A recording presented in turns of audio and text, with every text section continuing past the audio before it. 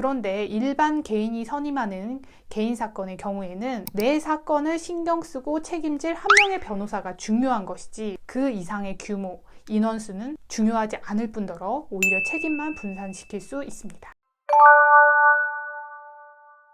안녕하세요. 검사 출신 형사 전문 김하영 변호사입니다. 오늘은 좋은 변호사를 선임하는 법에 대해 말씀드리려고 합니다.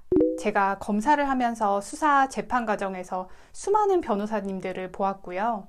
대형 로펌에 재직하면서 혼신의 힘을 다한 변호가 무엇인지 직접 경험을 해보기도 했습니다. 개업 변호사로 일하면서 의뢰인분들로부터 다양한 이야기를 듣기도 하는데요. 오늘은 그래서 좋은 변호사는 어떤 변호사인지, 어떻게 변호사를 선택할지에 대하여 조언을 드리고자 합니다. 제가 생각하는 좋은 변호사란 의뢰인과 합이 잘 맞고 의뢰인의 사건에 충실하게 관심을 기울이는 변호사입니다. 의뢰인과 합이 잘 맞는 변호사는 무엇을 의미하냐면요. 의뢰인과 의사소통이 잘 되는 것을 의미합니다. 변호사는 타인의 사건을 해결해 주기 때문에 의뢰인으로부터 처음 그 사건에 대한 얘기를 듣게 되는 것인데요. 양질의 변호를 해주기 위해서는 의뢰인이 처한 상황과 입장을 충분히 이해해야 합니다. 이런 부분을 충분히 질문하고 경청하는 것이 필요한 것입니다. 사건이 짧으면 수개월, 길면 몇 년이 진행되기도 하므로 사건이 진행되는 동안에 대응 방향에 관하여 계속 상의하며 진행되어야 하는데 의사소통이 잘 되지 않는다면 효과적으로 대응을 할 수가 없겠죠. 두 번째로 의뢰인의 사건에 충실하게 관심을 기울이는 변호사를 말씀드렸습니다.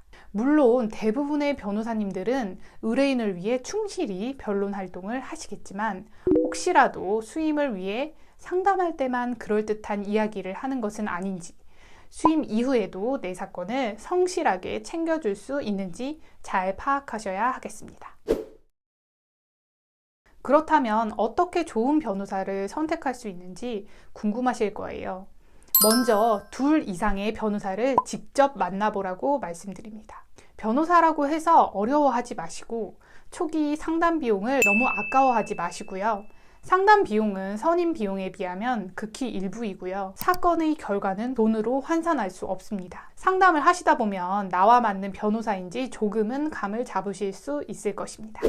두 번째, 지금 상담해주는 변호사가 직접 사건을 진행하는지 물어보세요. 당연한 얘기를 왜 물어보느냐고 생각하시는 분들이 계실 텐데요. 상담할 때만 참석하고 수임 이후에는 상담해준 변호사는 보지도 못했다는 분들이 계십니다. 여러 명의 변호사가 함께 들어와 상담을 한다면 누가 책임을 가지고 내 사건을 검토 진행하는 것인지 확인해 보시기 바랍니다.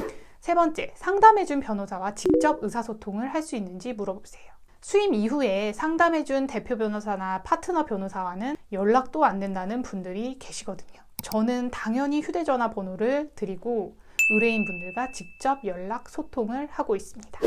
네 번째, 법무법인 규모, 유명세만 보고 선택하지는 마세요. 아주 복잡한 기업 형사사건 같은 경우에는 제가 재직하였던 대형 로펌 같은 곳에서 여러 명의 변호사가 투입되어 일사불란하게 사건을 대응하기도 합니다. 그런데 일반 개인이 선임하는 개인 사건의 경우에는 내 사건을 신경 쓰고 책임질 한 명의 변호사가 중요한 것이지 그 이상의 규모, 인원수는 중요하지 않을 뿐더러 오히려 책임만 분산시킬 수 있습니다. 또한 유명세만 믿었다간 오히려 너무 많은 사건에 치이거나 다른 활동으로 인해 내 사건이 소홀해질 수 있으니 그것만으로 변호사를 선택하지는 않으셨으면 좋겠습니다. 오늘은 좋은 변호사 선임하는 법에 대해 말씀드렸습니다. 다음에도 유익한 영상으로 찾아뵙겠습니다. 도움이 되셨다면 구독과 좋아요, 알림 설정 부탁드립니다. 감사합니다.